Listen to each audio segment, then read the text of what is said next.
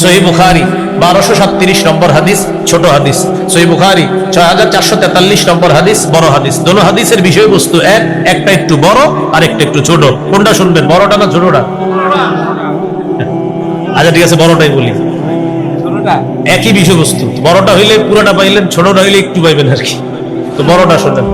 রাসূল সাল্লাল্লাহু আলাইহি সাল্লামের একজন সাহাবী আবু যার গিফারী রাদিয়াল্লাহু তাআলা, তিনি বলেন একদিন রাতের বেলা রাসূল সাল্লাল্লাহু আলাইহি সাল্লাম মাঠে হাঁটতেছে, একটা খোলা ময়দানে হাঁটতেছে, চাঁদের আলোতে আল্লাহ রাসূল হাঁটতেছে সাল্লাল্লাহু আলাইহি সাল্লাম। আমি যখন নবীকে দেখলাম নবী একা হাঁটতেছে, আমি ভাবলাম নবী মনে হয় একা হাঁটাটাই পছন্দ করতেছে, তাই আমি দূরে দূরে হাঁটতেছি, মানে দূরে দূরে আমি হাঁটি আর দেখি নবীজি কোথায় যায়। কথাটা একটু বোঝার চেষ্টা করবেন, নবী একা হাঁটে, আমি দূরে হাঁটি, কাছে যাই না কেন? আমি ভাবলাম আল্লাহ নবী মনে হয় একা হাঁটাটাই পছন্দ করতেছে, থাক নবী একাই হাঁটো।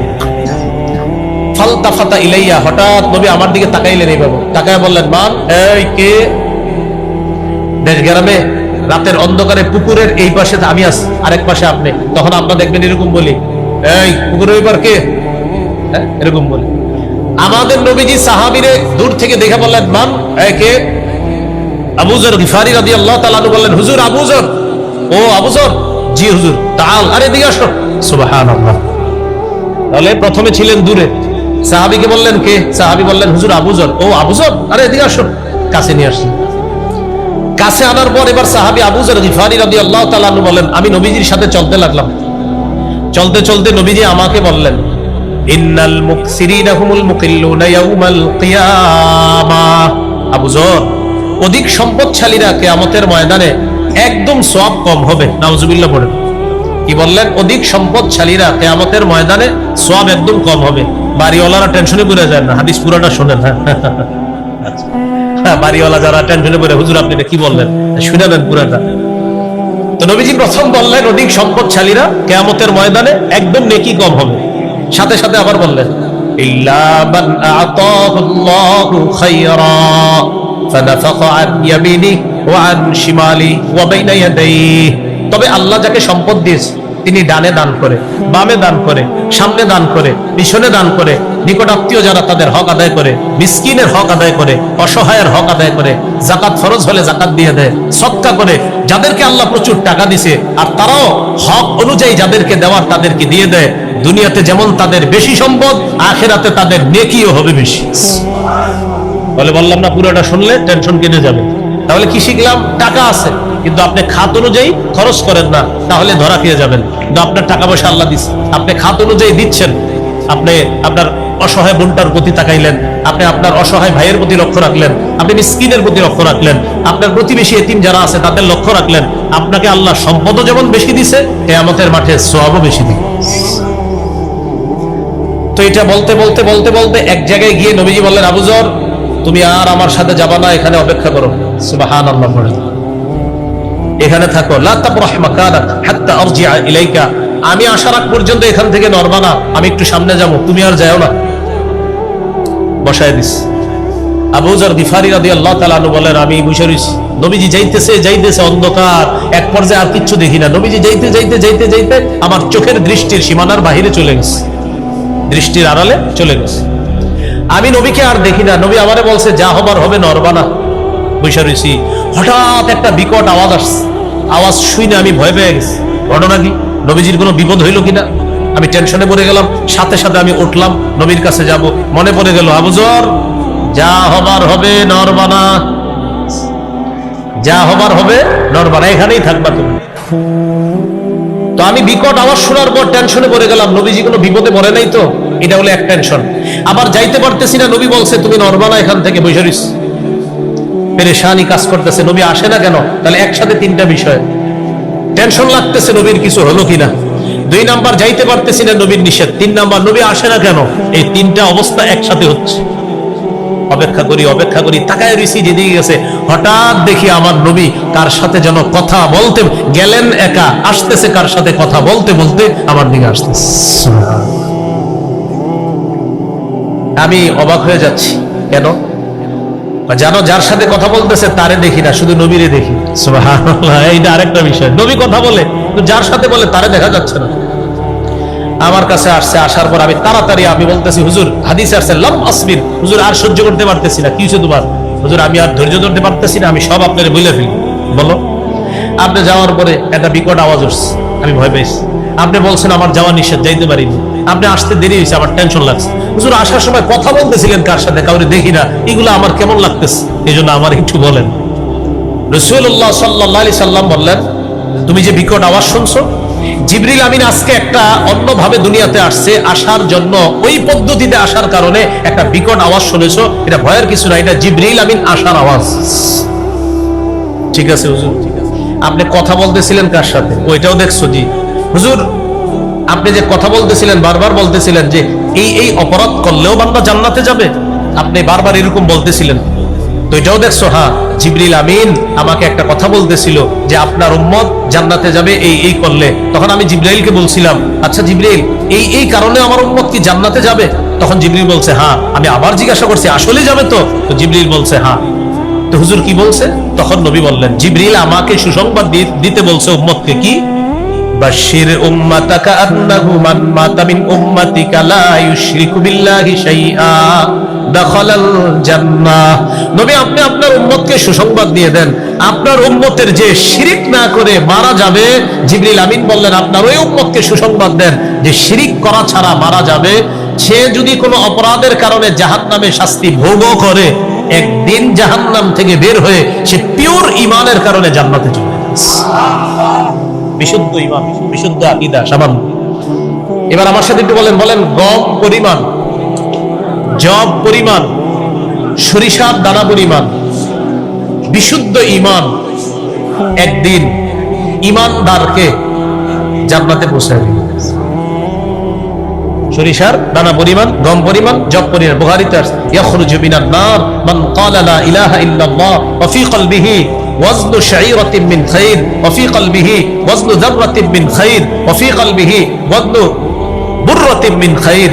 যে ব্যক্তির অন্তরে গম পরিমাণ, জব পরিমাণ, সরিষার দানা পরিমাণ ঈমান আছে, আর সে যদি লা ইলাহা ইল্লাল্লাহর বিশ্বাস নিয়ে মারা যায়, সে একদিন জান্নাতে পৌঁছবে। এই জন্য আজকে থেকে আর নেক আমল টামল কিচ্ছু করেন না, খালি শিরিক মুক্ত ঈমান রাখবেন, নাকি এরকম বিষয়টা? আমল তো করতে হবে, কিন্তু আমলের মধ্যে কোনো শিরিক আনা যাবে না। সূরা কাহফের 110 নম্বর আয়াতে আল্লাহ বলেন, ফামান কানা ইয়ারজু লিকা রাব্বিহ, যে ব্যক্তি তার রবের সাক্ষাৎ কামনা করে, ফালইআমাল আমালান সলিহা, সেজন্য নেক কাজ করে। 2, ওয়ালা ইউশরিক বিইবাদাতি রাব্বিহি আহাদা, তার রবের ইবাদতে যেন সে কাউকে শরীক না করে। সর্বশেষ একটা কথা, ঈমান ছাড়া ভালো কাজ আসলে কোনো কাজই না, কারণ ঈমান নাই। 3 নম্বর, ঈমান ছাড়া ভালো কাজ গভীর সমুদ্রের মধ্যে, গহীন অন্ধকারের মধ্যে। দেখেন, গভীর সমুদ্র, এটার উপরে ঢেউ, ঢেউর উপর আরেকটা ঢেউ, উপরে হলো মেঘ, আবার রাতের অন্ধকার। বুঝেন, রাতের অন্ধকার, মেঘ, ঢেউ, আবার ঢেউ, এটার নিচে গভীর সমুদ্র। ওই সমুদ্রের মধ্যে আপনি আপনার হাতটা বের করছেন দেখার জন্য, দেখা যাবে? কঠিন কালো। তাহলে 3 নম্বর, ঈমান ছাড়া ভালো কাজ গভীর সমুদ্রে, কঠিন অন্ধকারের মধ্যে। কোন ব্যক্তি তার হাত দেখার মতো, কঠিন অন্ধকারের মধ্যে হাত যেমন দেখা যায় না, তেমনি ভাবে ঈমান ছাড়া ভালো কাজের কোনো ফলাফল দেখা যায় না। এ হলো 3 নম্বর দলিল। সূরা নূরের 40 নম্বর আয়াতে আল্লাহ বলেন, আও কাযুলুমাতিন ফি বাহরিল লুজ্জি ইয়াগশাহু মাওজুম মিন ফাওকিহি মাওজ মিন ফাওকিহি সাহাব যুলুমাতুম বা'দুহা ফাওকা বা'দ ইযা আখরাজা ইয়াদাহু লাম ইয়াকাদ ইয়ারাহা। যারা ঈমান ছাড়া ভালো কাজ করে, তাদের এই ভালো কাজের দৃষ্টান্ত কাযুলুমাত, অন্ধকারের মতো, ঘনীভূত অন্ধকার, ঘন অন্ধকারের মতো। ফি বাহরিল লুজ্জিন, গভীর সমুদ্রের মধ্যে। ইয়াগশাহু মাওজুন, যেই সমুদ্রকে আচ্ছন্ন করে আছে ঢেউ। মিন ফাওকিহি মাওজুন, ঢেউর উপর আবার ঢেউ। মিন ফাওকিহি সাহাব, ওই ঢেউর উপর আবার মেঘ। তাহলে মেঘ, ঢেউ, ঢেউ, এই ঢেউয়ের নিচে আবার গভীর অন্ধকার সমুদ্রের মধ্যে। আল্লাহ বলেন জুলুমাতুম বা'দুহা ফাওকা বা'দ, অন্ধকারের উপর অন্ধকার। বলেন অন্ধকার কি একটা না একাধিক অন্ধকার? সমুদ্রের তলদেশের অন্ধকার, ঢেউয়ের অন্ধকার, আবার আরেক ঢেউয়ের অন্ধকার, আবার মেঘের অন্ধকার, আবার রাতের অন্ধকার। ইযা আখরাজা ইয়াদাহু লাম ইয়াকাদ ইয়ারাহা, কোন ব্যক্তি যদি তার হাত বের করে দেখার জন্য, আল্লাহ বলেন তার হাত সে দেখবে না। ঠিক তেমনি ভাবে কোন মানুষ যদি ঈমান ছাড়া ভালো কাজ করে, এই ভালো কাজগুলাও দেখা যাবে না। ওই গভীর অন্ধকারের মধ্যে যেমন হাত দেখা যায় না, ঈমান ছাড়া ভালো কাজ মনে হবে অনেক কিছু করছি, আসলে কোনো ফলাফল দেখা যাবে না। 4 নাম্বার, ঈমান ছাড়া ভালো কাজ। এটা একটু আমার সাথে বলেন তো মনে থাকবে। বলেন ঈমান ছাড়া ভালো কাজ। প্রচন্ড ঝড়ের দিনে প্রবল বাতাসে ছাই রাখার মতো। আপনারা বলেন প্রচন্ড ঝড়ের দিনে প্রবল বাতাসে ছাই জমা করে রাখলে সব থাকবে, কি হবে? উড়ে যাবে। ঈমান ছাড়া কেউ যদি ভালো কাজের পাহাড় বানায়, এই ভালো কাজের পাহাড়টা রাখছেন ভালো কাজ, কিন্তু ঈমান নাই। প্রচন্ড ঝড়ের দিনে প্রবল বাতাসে ছাই রাখলে যেমন থাকবে না, ঈমান ছাড়া ভালো কাজের পাহাড় বানালেও তেমন থাকবে না। দলিল সূরা ইব্রাহিমের 18 নম্বর আয়াতে আল্লাহ বলেন মাসালুল লাযীনা কাফারু বিরাব্বিহিম আ'মালুহুম কারামাদিন ইশতাদ্দাত বিহির রিহু ফি ইয়াউমিন আসিফ, যারা তাদের রবকে অস্বীকার করে তাদের দৃষ্টান্ত হলো কারামাদ, ছাইয়ের মতো। রমাদ ছাই, ইশতাদ্দাত বিহির রিহু ফি ইয়াউমিন আসিফ, প্রচন্ড ঝড়ের দিনে প্রবল বাতাস যেমন ওই ছাইকে উড়িয়ে নিয়ে যায়, ওই ছাইয়ের মতো হলো ঈমান ছাড়া ভালো কাজ। আল্লাহ বলেন মাতালুল লাযীনা কাফারু বিরাব্বিহিম, যারা তাদের রবকে অস্বীকার করে তাদের দৃষ্টান্ত কেমন? তাদের দৃষ্টান্ত কারামাদিন ইশতাদ্দাত বিহির রিহু ফি ইয়াউমিন আসিফ, আমালুহুম কারামাদ, তাদের কাজগুলা হলো কারামাদিন, ছাইয়ের মতো। ইশতাদ্দাত বিহির রিহ, যে ছাই প্রবল বাতাস উড়িয়ে নিয়ে যায়, কবে? ফি ইয়াউমিন আসিফ, প্রচন্ড ঝড়ের দিনে। তাহলে 4 নাম্বার, ঈমান ছাড়া ভালো কাজ প্রচন্ড ঝড়ের দিনে প্রবল বাতাসের মধ্যে ছাই রাখার মতো। প্রবল বাতাসে প্রচন্ড ঝড়ের দিনে ছাইয়ের পাহাড় যেমন থাকবে না, ঈমান ছাড়া ভালো কাজেরও তেমন কোনো মূল্য। 5 নাম্বার, কিন্তু তাকান তো উপরে, কোন বালু দেখা যায়? বালু, কিন্তু বালু আছে? বালু দেখা যায় না, কিন্তু বালু আছে। বালু যে আছে এটা কিভাবে বুঝবেন? শীতকালে যাদের টিনের ঘর আছে, এই টিনের ঘরের ছোট্ট একটা ছিদ্র দিয়ে দেখবেন মাঝে মাঝে একটা রোদ ঢুকে ঘরের মধ্যে, ওই রোদ্রের মধ্যে চিকচিক কি জানি উঠতে থাকে। আসলে কি রোদ্রে না পুরা ঘরে? হ্যাঁ, পুরা ঘরে। আলো আসার কারণে, রৌদ্র আসার কারণে দেখা যায় যে শুধু আলোর মধ্যে বালু উঠতেছে, আসলে কিন্তু আলোর মধ্যে না, পুরা ঘরের মধ্যে বালু উঠতেছে। আশা করি বুঝে আসছে আপনাদের। এই জায়গায়ও বালু উঠতেছে কিন্তু আমরা দেখতেছি না। তাহলে 5 নাম্বারটা বুঝানো সহজ হবে। বলেন ঈমান ছাড়া ভালো কাজ অদেখা, উঠতে থাকা, বিক্ষিপ্ত ধূলিকণার মতো। ঈমান ছাড়া ভালো কাজ অদেখা, উঠতে থাকা, বিক্ষিপ্ত ধূলিকণার মতো। এখানে ধূলিকণা উঠতেছে, আমরা দেখতেছি না। যারা ঈমান ছাড়া ভালো কাজ করেছে তাদের এই কাজগুলা কিয়ামতের ময়দানে আল্লাহ অদেখা বিক্ষিপ্ত ধূলিকণার মতো বানিয়ে দিবে, তারা দেখতেও পারবে না। প্রমাণ সূরা ফুরকানের 23 নম্বর আয়াতে আল্লাহ বলেন ওয়াকাদিমনা ইলা মা আমিলু মিন আমাল ফাজআলনাহু হাবাআম মানসুরা। ওয়াকাদিমনা ইলা মা আমিলু মিন আমাল, যারা দুনিয়াতে ভালো কাজ করেছে ঈমান ছাড়া, তাদের এই কাজের ব্যাপারে আমি সিদ্ধান্ত গ্রহণ করব। কি সিদ্ধান্ত? ফাজআলনাহু হাবাআম মানসুরা, তাদের এই ভালো কাজগুলা আমি কিয়ামতের ময়দানে অদেখা, উঠতে থাকা বিক্ষিপ্ত ধূলিকণার মতো বানাই। এই 5টা উপমা দিলাম, মন দিয়ে শোনেন। 1, ঈমান ছাড়া ভালো কাজ কিয়ামতের মাঠে কোনো ওজন হবে না।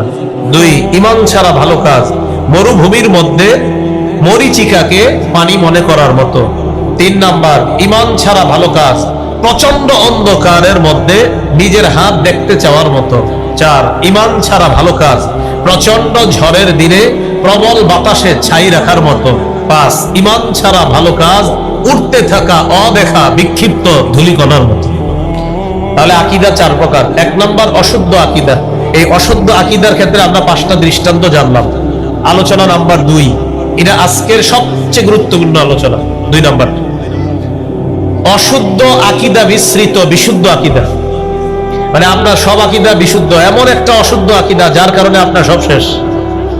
যেমন কোরআনের 6236টা আয়াত, এই 6236 আয়াতের মধ্যে একজনে 6235টা আয়াত বিশ্বাস করে, একটা আয়াতের একটা অংশ শুধু সন্দেহ করে, ঈমান আছে না গেছে? শেষ। তাহলে পুরা কোরআন একজন বিশ্বাস করে, শুধু সূরা আহজাবের 40 নম্বর আয়াতের একটা অংশে সন্দেহ করে, ব্যাখ্যা করে।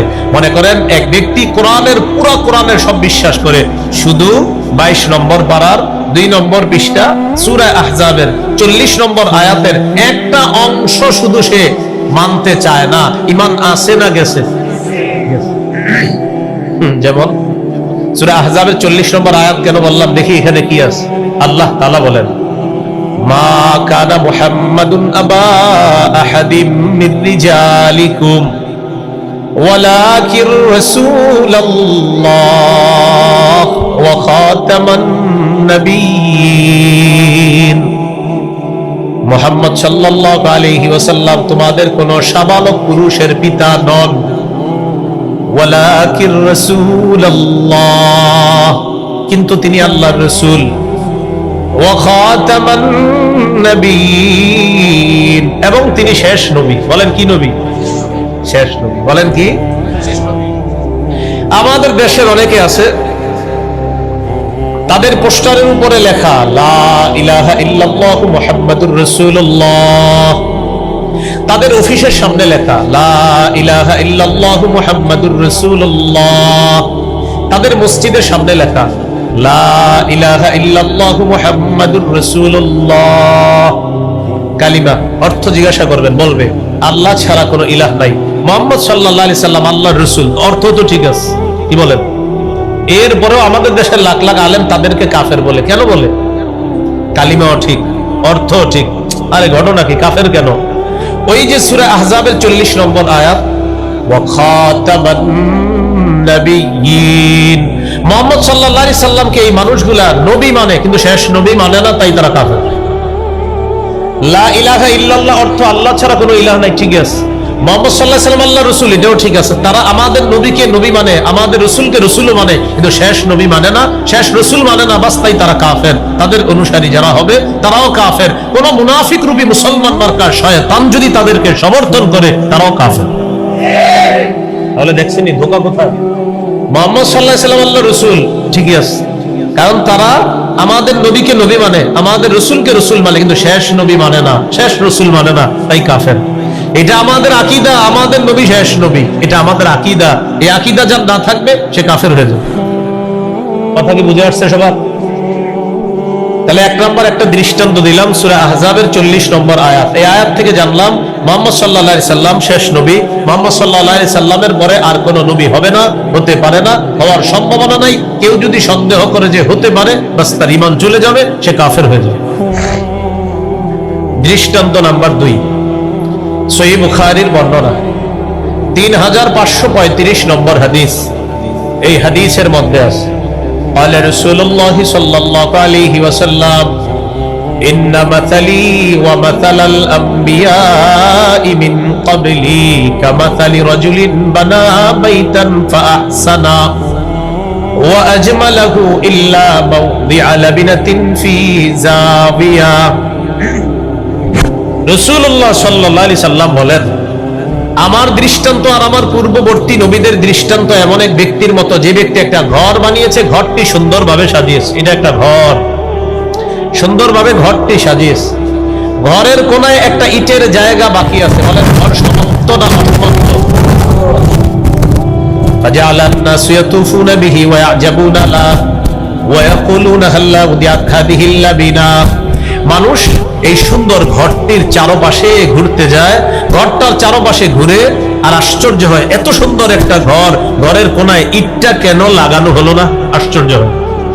আমাদের নবী বলেন আনাল লাবিনা, আমি হলাম সেই ইট। সুবহানাল্লাহ, বলেন কি বললেন? আমি হলাম। আদম থেকে ঈসা নবী পর্যন্ত আল্লাহ তাআলা নবুয়তের ঘর সাজিয়েছেন। একজন নবী বাকি ছিল, সেটা অন্য কেউ নয়, আমি। আমাকে আল্লাহ পাঠানোর মাধ্যমে নবুয়তের ঘরের সৌন্দর্যের সমাপ্ত আল্লাহ করে দিয়েছেন। এরপরে নবী বলেন আনা খাতামুন নাবিয়্যিন লা নাবিয়্যা বাদি, আমি শেষ নবী, আমার পরে আর কোনো নবী হবে না। আমি শেষ নবী, আমার পরে আর কোনো নবী হবে না। তাহলে আমাদের নবীর পরে আর কোনো নবী নাই, নবী হবে না, হতে পারে না, হওয়ার সম্ভাবনা নাই। কেউ যদি সন্দেহ করে যে নবী হতে পারে, তার ঈমান চলে যাবে, সে কাফের হয়ে যাবে। দৃষ্টান্ত নাম্বার 3, সহিহ মুসলিম 523 নম্বর হাদিস। এই হাদিসের মধ্যে আছে قال رسول الله صلى الله عليه وسلم فضلت على الانبياء ب60। রাসূলুল্লাহ সাল্লাল্লাহু আলাইহি সাল্লাম বলেন, আমাকে শ্রেষ্ঠত্ব দেওয়া হয়েছে অন্যান্য নবীর উপর ব60, আলাদা 6টি বৈশিষ্ট্য দ্বারা। সুবহানাল্লাহ, বলেন তো আমাদের নবীর স্পেশাল আলাদা কয়টি বৈশিষ্ট্য আছে? 6টি। আমি বলি, আপনারা একটু মন দিয়ে শুনেন, আশা করি মনে থাকবে। 1 নম্বর, উতিতু জাওয়ামিআল কালিম, আমাকে কম শব্দে ব্যাপক অর্থবোধক বাক্য বলার ক্ষমতা আল্লাহর পক্ষ থেকে দেওয়া হয়েছে। সুবহানাল্লাহ, আমি কথা বলবো কম, অর্থ হবে ব্যাপক, এটা আল্লাহ আমাকে দিয়েছেন। কি বলতেছে আমাদের নবী? আমি কথা বলবো কম, কিন্তু অর্থ হবে ব্যাপক। কম কথায় ব্যাপক অর্থবোধক সম্পন্ন কথা বলার যোগ্যতা আল্লাহর পক্ষ থেকে আমাকে দেওয়া হয়েছে। এই জন্য আমাদের নবীর এক এক কথা দিয়ে 200-300 পৃষ্ঠার কিতাব হয়ে যায়, এক কথার ব্যাখ্যায় 200-300 পৃষ্ঠার কিতাব হয়ে যায়। 2 নম্বর, ওয়ানুসিরতু বিররুবি, আমাকে প্রভাব দ্বারা সাহায্য করা হয়েছে। আমি কোন জালেমের বিরুদ্ধে যখন লড়াই করার জন্য রওনা হব, 1 মাসের দূরত্বে বেঈমানদের অন্তরে আমার ব্যাপারে প্রভাব সৃষ্টি করে দেওয়া হবে। 3 নম্বর, ওয়া উহিল্লাত লিয়াল গনাইম, আমার জন্য যুদ্ধলব্ধ গনিমতের সম্পদ বৈধ করে দেওয়া হয়েছে। অতীতের উম্মত জিহাদ লব্ধ যেই সম্পদ, এটা তাদের জন্য বৈধ ছিল না। আমার জন্য যুদ্ধলব্ধ গনিমতের সম্পদ আমার আর আমার উম্মতের জন্য আল্লাহর পক্ষ থেকে বৈধ করে দেওয়া হয়েছে। 4 নাম্বার, ওয়াজুইলাত লিয়াল আরদু মাসজিদান ওয়া তাহুরা, সারা পৃথিবীর জমিনটা আমার জন্য পবিত্রতার মাধ্যম এবং সিজদার স্থান বানিয়ে দেওয়া হয়েছে। আইয়ুমা রাজুলিন মিন উম্মতি আদরাকাতুস সালাহ, আমার কোন উম্মত নামাজের সময় যদি হয়, আশেপাশে যদি ইবাদত খানা না পায়, ওই পবিত্র জমিনে সে নামাজ পড়বে, আল্লাহ তার নামাজ কবুল করে নেবেন। 5 নম্বর, ওয়া উরসিলতু ইলাল খালকি কাফা, সারা পৃথিবীর গোটা জাতির জন্য, গোটা জগতের জন্য আমাকে নবী হিসাবে পাঠানো হয়েছে। 6 নম্বর, ওয়া খুতিমা বিয়ান নাবিয়্যুনা, এই অনুবাদটা সবাই মিলে করি, বলেন আমার মাধ্যমে নবুয়তের দরজা বন্ধ করে দেওয়া হয়েছে। এটা 6 নম্বর, ওয়া খুতিমা বিয়ান নাবিয়্যুনা, আমার মাধ্যমে নবুয়তের ধারাবাহিকতা এটা বন্ধ করে দেওয়া হয়েছে। আমার পরে নতুন করে আর কোন নবী আল্লাহ বানাবেন না, পাঠাবেন না, আমি শেষ নবী, আমার পরে আর কোন নবী নেই। সুবহানাল্লাহ, এই গেল 3 নম্বর দৃষ্টান্ত। দৃষ্টান্ত নাম্বার 4, তিরমিজির হাদিস 2272 নম্বর হাদিস। এই হাদিসের মধ্যে আছে قال رسول الله صلى الله عليه وسلم لا تقوم الساعة حتى تلحق قبائل من أمتي بالمشركين وحتى يعبدوا الأوثان। رسول الله صلى الله عليه وسلم বলেন, কিয়ামত ততক্ষণ হবে না যতক্ষণ আমার উম্মতের একদল মুশরিকদের সাথে মিলিত না হবে আর তাদের ইবাদতে শরীক না হবে। মানে আমার উম্মতের একদল মুশরিকদের সাথে মিলবে, আবার তাদের যে পূজা আছে, তাদের যে ইবাদত আছে, ওই ইবাদতে তারা শরীক হবে। মানে তাদের ধর্মীয় উৎসবে আমার উম্মতের একদল শরীক হবে। এর আগ পর্যন্ত কিয়ামত হবে না। এখন তো আমাদের দেশে এই অবস্থা, আমরা সম্প্রীতির নামে এমন এক পর্যায়ে চলে যাই মাঝে মাঝে, যেন শিরিকের মধ্যে আমরা ডুবে যেতে চাই। এর শরীক না, এটা তো অন্যায়, এটা ঠিক না। শিরিককে শুভেচ্ছা না জানালে যেন এটা কোনো আপনার শুভেচ্ছাই হবে না, আল্লাহ হেফাজত করেন। এই গেল আপনার রাসূল সাল্লাল্লাহু আলাইহি সাল্লাম বললেন আমার উম্মতের একদল মুশরিকদের সাথে মিলিত হবে, মিলিত হয়ে তাদের ইবাদতে অংশগ্রহণ করবে, এটা না হওয়া পর্যন্ত কিয়ামত হবে না। এরপরে রাসূলুল্লাহ সাল্লাল্লাহু আলাইহি সাল্লাম বলেন ওয়া ইন্নাহু সায়াকুনু ফি উম্মতি 30 দাজ্জালুনা কাযাবুনা কুল্লুহুম ইয়াজউমু আন্নাহু নাবিয়্যুন। আমার পরে আমার উম্মতের মধ্যে 30 জন মিথ্যাবাদী দাজ্জাল আবির্ভাব ঘটবে, এই প্রত্যেকে দাবি করবে সে নবী, প্রত্যেকে দাবি করবে সে নবী। শোনো, আন্নাহু লা নাবিয়্যা বাদি, আমার পরে আর কোন নবী হবে না, নবী নাই, নবী হবে না, নবী হতে পারে না। তাহলে আমাদের নবীর পরে আর কোন নবী আসবে না, বলেন না হবে না, বলেন আসবে না, বলেন হবে না, সবাই বলেন হবে না, বলেন আমাদের নবীর পরে আর কোন নবী হবে না। ঈসা নবী আমাদের নবীর আগে নবী হয়েছেন মৃত্যুবরণ করার জন্য, তিনি দুনিয়াতে আসবেন, তবে নবী হবেন না, তিনি তো নবী হয়ে গিয়েছেন। তাহলে কি শিখলাম? আমাদের নবীর পরে কেউ নবী হবে না। এখন ধোঁকাবাজরা আপনাকে বলতে পারে ঈসা নবী, আপনি বলবেন ঈসা নবী আমাদের নবীর আগে নবী হয়েছেন, মানে আপনাকে বলবে ঈসা নবী তো আসবে, আপনি বলবেন আসবে, হবে না। ঈসা নবী নতুন করে নবী হবে না, ঈসা নবীরে আল্লাহ আগেই নবী বানাইছে। এই জন্য বলবেন আমাদের নবীর পরে নবী নাই, নবী হবে না। এরা বলবে আসবে না, আপনি বলবেন হবে না। এ বলবে আসবে না, আপনি বলবেন হবে না। যেই বলবে ঈসা নবী তো আসবে, আপনি তখন বলবেন ভাইয়া ঈসা নবী আসলে আপনার সমস্যা কি? ঈসা নবী নবী হয়েছে আগে, তিনি আসবে, এতে সমস্যা নাই। মৃত্যুবরণ করার জন্য তিনি দুনিয়াতে আসবে, তবে নতুন করে নবী হবে না। আমাদের নবীর পরে নবী নাই, হবে না, হতে পারে না। এই আকীদা যদি তুমি না রাখো, তুমি কাফের, অনুসারী কাফের, সমর্থনকারী কাফের। বুঝে ঠিক বলতেছেন তো? আকীদার মাসালা। এই গেল আপনার 4 নাম্বার দৃষ্টান্ত। দৃষ্টান্ত নাম্বার 5 তিরমিজির হাদিস, এই হাদিসের মধ্যে আছে ক্বালা রাসূলুল্লাহ সাল্লাল্লাহু আলাইহি ওয়াসাল্লাম, 2219 2222 এই দুটি হাদিস পাশাপাশি।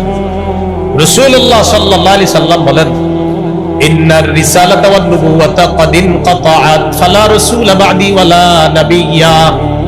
রিসালাত এবং নবুয়ত এটা শেষ হয়ে গেছে, রিসালাত এবং নবুয়ত এটা বন্ধ হয়ে গেছে আমার মাধ্যমে। ফালা রাসূলা বা'দি, আমার পরে আর রাসূল, বলেন আবার কয় আসবে না, আমার পরে আর রাসূল হবে না, আমার পরে আর রাসূল হবে না, ওয়ালা নাবিয়্যা, আমার পরে আর নবী হবে না।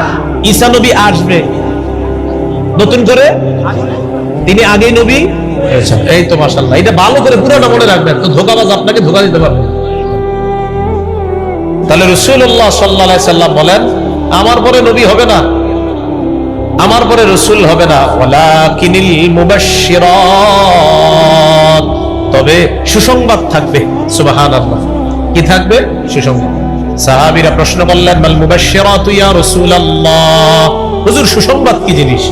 فقال رسول الله صلى الله عليه وسلم رؤيا المسلم, নবী বলেন মুসলমানের স্বপ্ন, এটাই হবে সুসংবাদ। সুবহানাল্লাহ।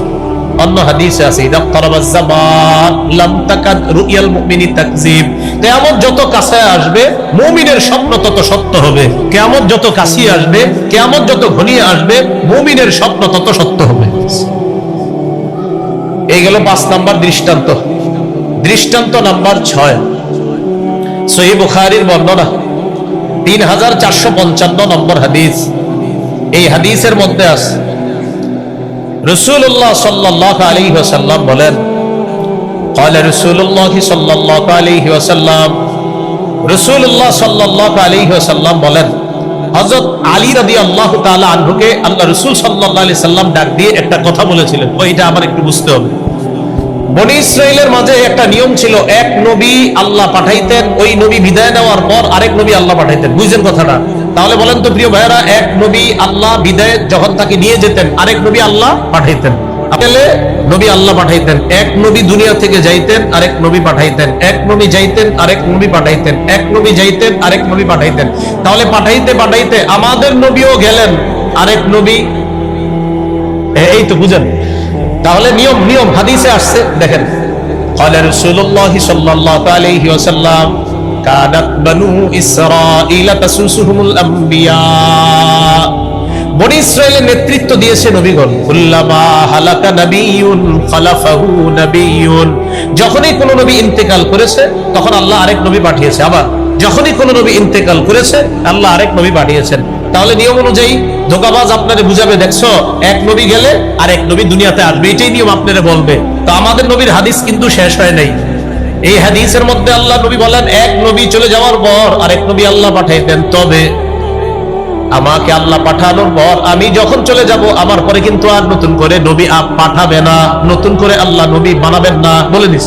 শোনো, এক নবী চলে গেলে আরেক নবী আল্লাহ পাঠাতেন, তবে লা নবিয়্যা বাদি, আমার পরে কিন্তু আল্লাহ নতুন করে আর কোনো নবী বানাবেন না, আমি শেষ নবী, আমার পরে আর নবী নেই। তাহলে পুরো হাদিসটা কি? এক নবী গেলে আল্লাহ আরেক নবী পাঠাতেন, এতটুকু হাদিস না, আরেকটু রয়ে গেছে কি? এক নবী যাওয়ার পর আরেক নবী আল্লাহ পাঠায়, আরেক নবী পাঠায়, আবার যায়, আবার পাঠায়, আবার যায়, আবার পাঠায়। শোনো, আমি নবীকে আল্লাহ পাঠাইছে, আমি যখন চলে যাব আমার পরে কিন্তু আর নবী হবে না, এটা মাথায় রাখবেন। এই গেল 6 নম্বর দৃষ্টান্ত। দৃষ্টান্ত নাম্বার 7, সহিহ বুখারীর বর্ণনা 4416 নম্বর হাদিস। এই হাদিসটা একটু বুঝেন, ধোঁকাবাজ আপনারে ধোঁকা দিতে পারে। একবার নবীজি সাল্লাল্লাহু আলাইহি সাল্লাম তাবুক যুদ্ধে রওনা করলেন। তাবুক যুদ্ধে যাওয়ার সময় মদিনার একজন প্রতিনিধি লাগবে, মদিনা যিনি দায়িত্ব পালন করবে, দায়িত্ব দিলেন হযরত আলী রাদিয়াল্লাহু তাআলা আনহু। প্রিয় ভাইয়েরা, নবী তাবুক যুদ্ধে যাওয়ার সময় মদিনার দায়িত্ব কাকে দিলেন? তো আলী রাদিয়াল্লাহু তাআলা আনহু বললেন, হুজুর, আমারে নারী আর শিশুদের মাঝে আপনি রেখে গেলেন এদের দায়িত্ব পালন করার জন্য, আর আপনারা জিহাদে যাবেন। সাহাবারা তো সবাই জিহাদে যাইতেছে, হুজুর আমারে নারী আর শিশুদের মাঝে রেখে গেলেন। তখন নবীজি বললেন, আলী, তুমি কি চাও না হারুন নবীর স্থলাভিষিক্ত হতে? মুসা নবী হারুন নবীকে রেখে গিয়েছিলেন, আমিও তোমাকে রেখে যাচ্ছি। হারুন নবী যেমন মুসা নবীর প্রতিনিধি হয়ে দায়িত্ব পালন করেছে, তুমিও আমার প্রতিনিধি হয়ে হারুন নবীর মতো দায়িত্ব পালন করতে চাও না? হযরত আলী রাদিয়াল্লাহু তাআলা আনহুকে নবী এটা বললেন। এখন দেখেন, হাদিস শেষ হয় না, কি বোঝা যায়? মুসা নবীর প্রতিনিধি হয়ে দায়িত্ব পালন করতেছেন কোন নবী? হারুন। তাহলে মুসা নবীর স্থলাভিষিক্ত হলেন কে? হারুন নবী। বলেন পুরাটা হারুন। আমাদের নবীর স্থলাভিষিক্ত হলেন কে? হযরত। তাহলে হারুন নবী। বলেন হারুন নবী, হারুন। তো তার জায়গায় হযরত আলী। এই তো ধোঁকাবাজ আপনারা বলবে, দেখছো হারুন নবী আর আমাদের নবী বলছে আলী, তুমি হারুনের মতো হতে চাও না? তার মানে নবী বলতে চায় যে আলীকে, আলী তুমি কি হারুন নবীর মতো হতে চাও না? নবী হাদিস শেষ করে নাই, হাদিসের শেষে বলতেছে, আলী শোনো, হারুন নবী কিন্তু নবী, তুমি কিন্তু নবী না, তুমি আমার দায়িত্ব পালন করবা, তবে তুমি সাহাবী। এবার হাদিসটা শোনেন, বুখারীর 4416 নম্বর হাদিস। রাসূলুল্লাহ সাল্লাল্লাহু আলাইহি সাল্লাম তাবুকে রওনা করলেন, ইস্তাখলাফা আলী, আলী রাদিয়াল্লাহু তাআলা আনহুকে খলিফা বানায়া গেলেন। নবীজি সাল্লাল্লাহু আলাইহি সাল্লামের সাহাবী হযরত আলী বললেন, আতুখাল্লিফুনি ফিস সিবিয়ানি ওয়ান নিসা,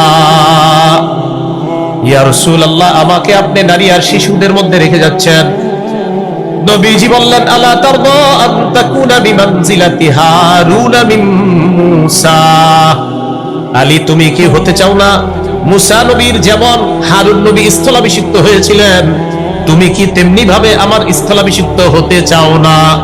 সাথে সাথে নবী বলে দেন, আলী, হারুন কিন্তু নবী, তুমি আমার স্থলাভিষিক্ত হারুন নবীর মতো, তবে তুমি কিন্তু নবী না, তুমি সাহাবী। শেষে বলে দিলেন, লা নাবিয়্যা বাদি, আমার পরে কিন্তু আর কোনো নবী হবে না, আমার পরে কোনো নবী হবে না। আলী, তুমি কিন্তু আমার প্রতি আমার দায়িত্ব পালন করবা, এর মানে এই না তুমি নবী। হারুন তিনি নবী, মুসা তিনি নবী, আমি নবী, আর আলী তুমি কিন্তু সাহাবী, তুমি দায়িত্ব পালন করবা। হারুন নবীর মতো তোমাকে বললাম, এর মানে তুমি কিন্তু নবী না, তুমি সাহাবী, আমার পরে আর নবী নাই, নবী হবে। এগুলো 7 নম্বর দৃষ্টান্ত। দৃষ্টান্ত নাম্বার 8, সহিহ বুখারীর বর্ণনা 3532 নম্বর হাদিস। এই হাদিসের মধ্যে আছে আমাদের নবীর একটা নাম আছে, এই নামের মধ্যেই প্রমাণ করে তিনি শেষ নবী, তারপরে আর নবী হবে না। সুবহানাল্লাহ। قال رسول الله صلى الله عليه وسلم لي 5 أسماء, নবীজি বলেন আমার 5টি নাম আছে। বলেন কয়টি নাম?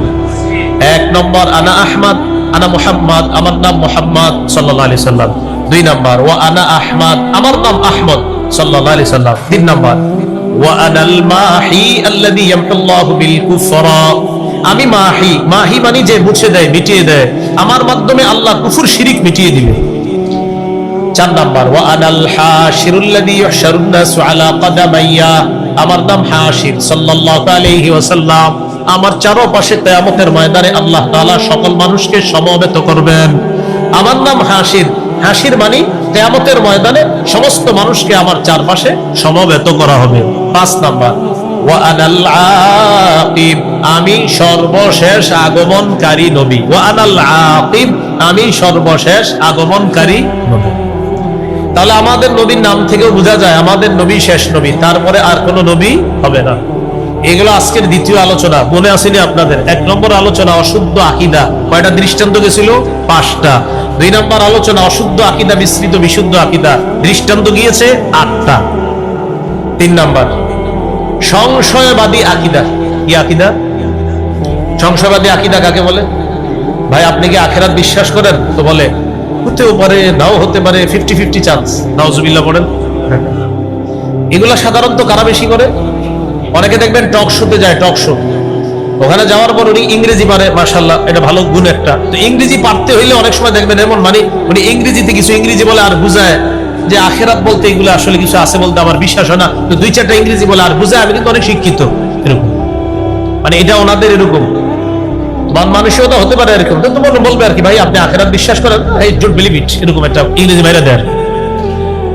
এখন ওনার ধারণা হলো আমি যে ইংরেজিটা বললাম আমি কিন্তু অনেক বড় একজন শিক্ষিত, আর উনি এরকম মনে করে টুপি দাড়িওয়ালা, এরা কি আর কিছু বুঝবে? কিন্তু এটা আমার মাথায়ও নাই, টুপি দাড়িওয়ালা অনেকে ওনার চেয়ে আরো সুন্দর ইংরেজি বলতে পারবে ঘন্টার পর ঘন্টা।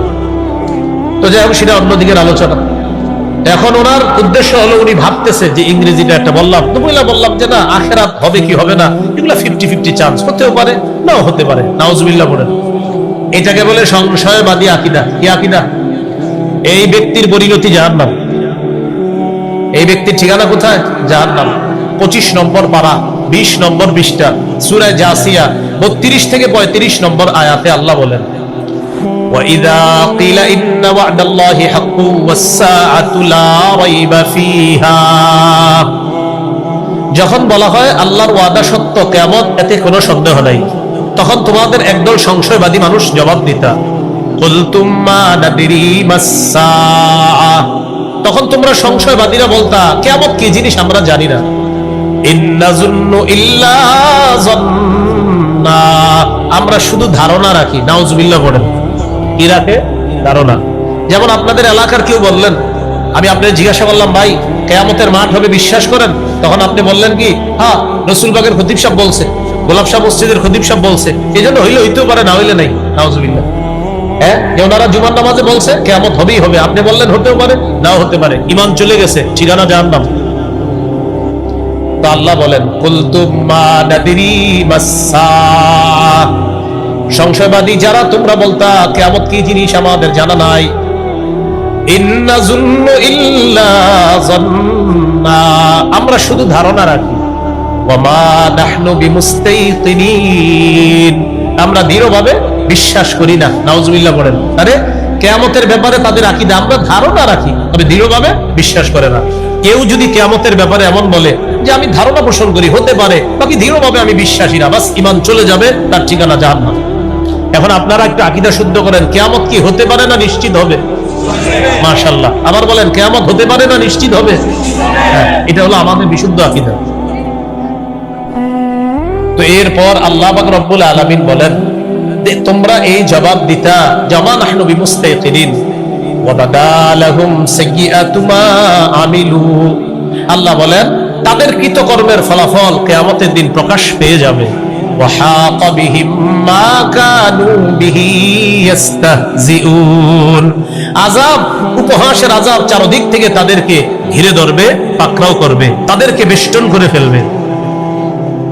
وقيل اليوم ننساكم كما نسيتم لقاء يومكم هذا, আল্লাহ সেদিন বলবে আজ আমি বলবো তোমাদের, আমি ছেড়ে দিব আজকে তোমাদের ব্যাপারে, আমি আল্লাহ যেমনি ভাবে আমার এই সাক্ষাতের দিন তোমরা ভুলে গিয়েছিলা, আজ আমিও তোমাদেরকে ভুলে যাব, এইভাবে তোমাদেরকেও ভুলে যাওয়া হবে। আমি আল্লাহ তোমাদেরকে আজকে ছেড়ে দিব, তোমরা জাহান্নামী হবা। আল্লাহ শেষের দিকে বলছেন ওয়াকুমুন নার, তোমাদের ঠিকানা হলো জাহান্নাম, ওমা লাকুম মিন নাসিরিন, তোমাদের কোনো সাহায্যকারী নাই। তাহলে বলেন তো সংশয়বাদী আকীদা পোষণকারীদের ঠিকানা কোথায়? এইগুলো আজকের তিনটা আলোচনা, সর্বশেষ আলোচনা বিশুদ্ধ আকীদা। বলেন কি আকীদা?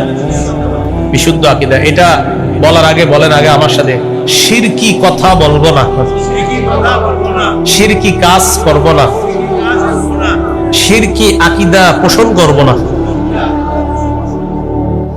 এক ব্যক্তি মসজিদে নামাজ পড়ে বা ওই মসজিদে নামাজ পড়ে, রোজা রাখে, হজ করে, যাকাত দেয়, সব ঠিক আছে, ইমাম সাহেবদেরকে দেখলে সালাম দেয়, আলেমদের সাথে তার সম্পর্ক ভালো, কিন্তু তার একটা আকীদা হলো আল্লাহ যেমন ছেলে দিতে পারে, মেয়ে দিতে পারে, অমুক জায়গায় গিয়ে চাইলেও ছেলে মেয়ে দিতে পারে।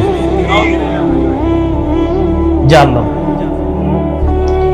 এই যে একজন ব্যক্তি নামাজ পড়ে, রোজা, মানে ওটা মাশাআল্লাহ ভালো, কিন্তু ওনার অন্তরে এরকম একটা বিষয় আছে যে হুজুর আপনারা যাই বলেন, অমুক জায়গায় গেলেও কিছু চাইলে পাওয়া যায়, এটা আপনার আকীদা, বাস শেষ, সব শেষ।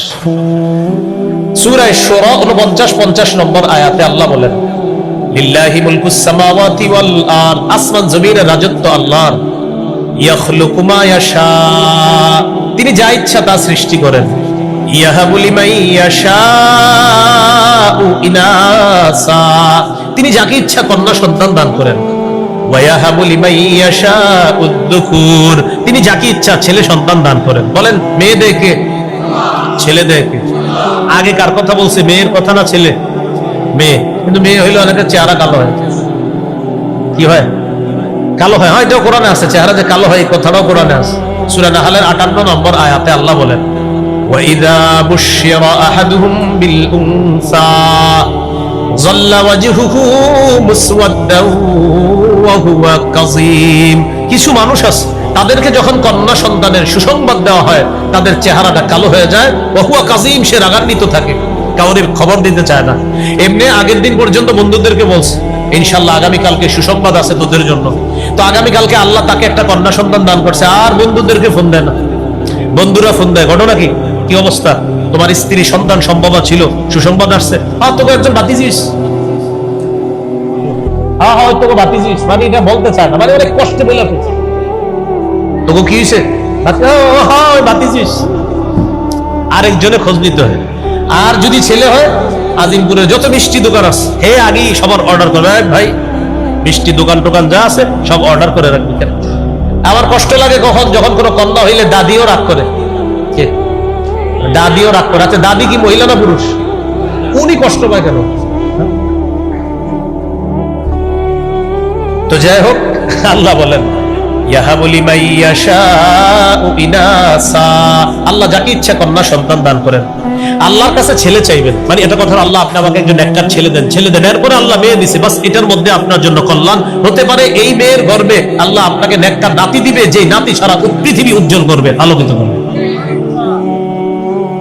তো আল্লাহ বলেন আল্লাহ যাকে চান তাকে কন্যা দান করেন, যাকে চান তাকে ছেলে দান করেন। আও ইউযাউযুহুম যুকরানাও ওয়া ইনাসা, আল্লাহ চাইলে ছেলে মেয়ে উভয়টা দান করেন।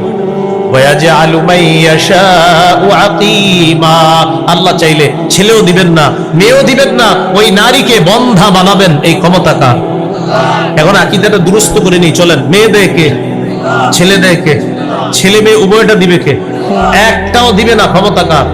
কিন্তু আপনার আকীদা হলো অমুক জায়গায় গিয়ে অমুকরে বললে কিছু একটা হতে পারে, বাস আপনার ঈমান গেছে।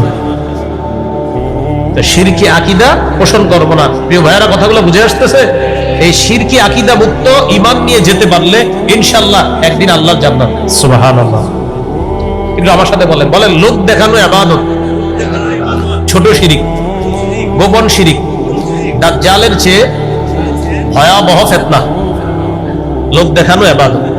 বুলুগুল মারাম হাদিসের কিতাব 440 নম্বর হাদিস, রাসূলুল্লাহ সাল্লাল্লাহু আলাইহি সাল্লাম বলেন, ইন্না আখওয়াফা মা আখাফু আলাইকুম আশ-শিরকুল আসগর আর-রিয়া, আমি তোমাদের ব্যাপারে সবচেয়ে আশঙ্কা করি তোমরা ছোট শিরিকের মধ্যে লিপ্ত হয়ে যাবা, সেটা হলো লোক দেখানো ইবাদত।